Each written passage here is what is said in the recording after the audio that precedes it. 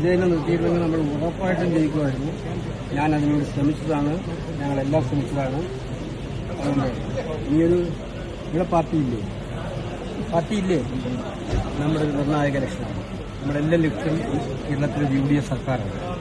നമ്മളായിട്ട് മനസ്സുകൊണ്ട് ഉന്നയിക്കുന്നത് നീ ചെയ്യുന്ന ത്യാഗത്തിന് എനിക്ക് കൂലി കിട്ടും എന്നാണ് പറയുന്നത്. ഇത്രയും ഞാനിപ്പോൾ പറയുന്നുള്ളൂ. നീ ചെയ്യുന്ന ത്യാഗത്തിന് കൂലി കിട്ടും. അന്തസ്സായിട്ട് സ്ഥാനാർത്ഥിത്വം കൊടുക്കാതിരിക്കുക, UDF-നെ കൊണ്ട് വർക്ക് ചെയ്യുക. നിന്റെ ഭാഗം പാർട്ടിയിലുണ്ട്. ശ്രദ്ധിച്ചോ, വിഷമമുണ്ടെന്ന് എനിക്കറിയാം. എനിക്കിതിനോട് ആർഗ്യൂ ചെയ്ത് ജയിക്കാനൊന്നും പറ്റില്ല, വാദിച്ച് ജയിക്കാനും പറ്റില്ല. നിന്റെ ഭാഗത്താണ് ന്യായമുള്ളത്.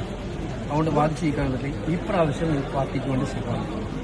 നിന്റെ വിഷമം നമ്മൾ ഭാവിയിൽ തീർക്കും. എനിക്കങ്ങനെ ഒരു വിഷമം ഉണ്ടായത് ഞങ്ങൾ പരിഹരിക്കും. അതുകൊണ്ട് എനിക്കങ്ങനെ മനസ്സിലാവും.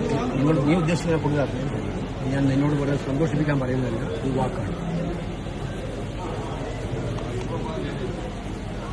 ശരി, ജീവനാണ് ഈ പാർട്ടി. അതുകൊണ്ടാണ് പറഞ്ഞത്. എന്റെ വീട്ടിൽ എന്റെ അപ്പ എനിക്ക് ഇട്ടേക്കുന്ന പേര് സഞ്ജയിക്കാനല്ല, എന്റെ പെണ്ണെ കിട്ടേക്കുന്ന സോണിയ. എന്റെ കുടുംബം എനിക്കറിയാം. നീ അവിടുത്തെ ഒരു പാർട്ടിയുടെ അസറ്റാണുണ്ടല്ലോ. നീ ഒരു പാർട്ടിയുടെ ഏറ്റവും വലിയ സ്വത്താണ്. അതുകൊണ്ടാണ് എനിക്ക് പിന്നെ ആ വാർത്ത കണ്ടപ്പോൾ തന്നെ ഞാൻ വിളിപ്പിച്ചത്. ഒരു സംശയം വേണ്ട, എനിക്ക് ധൈര്യമായിട്ട്. എന്റെ കൂടെയുള്ള മുഴുവൻ ആളുകളും തൊട്ടുണ്ടായിരുന്ന മുഴുവൻ ആളുകളും DCC പ്രസിഡന്റുമാരും KPC ഭാരവാഹികളും ഒപ്പമായി. ഇന്ന് ഞാൻ DCC അതിനെല്ലാം പരിഹാരമുണ്ടാകും. ഞാൻ പറയുന്നത് നിന്റെ രാഷ്ട്രീയ നിലവാരത്തിനും അന്തസ്സിനും പ്രതീക്ഷിക്കുമനുസരിച്ച് പാർട്ടി നിന്നെ സഹായിക്കും, പാർട്ടി നിന്നെ ഉപയോഗിക്കും.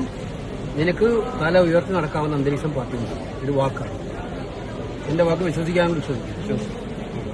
ധൈര്യമായിട്ട് പോകും. അവിടുത്തെ ഒരു സഞ്ജയ് കാനന്റെ യഥാർത്ഥ മുഖം അങ്ങ് കാണിച്ചു കൊടുക്കും. നീയാണ് പാർട്ടിക്കാരെന്നുള്ളത് മനസ്സിലാവും. അപ്പോൾ എല്ലാവർക്കും മനസ്സിലാവും കേട്ടോ.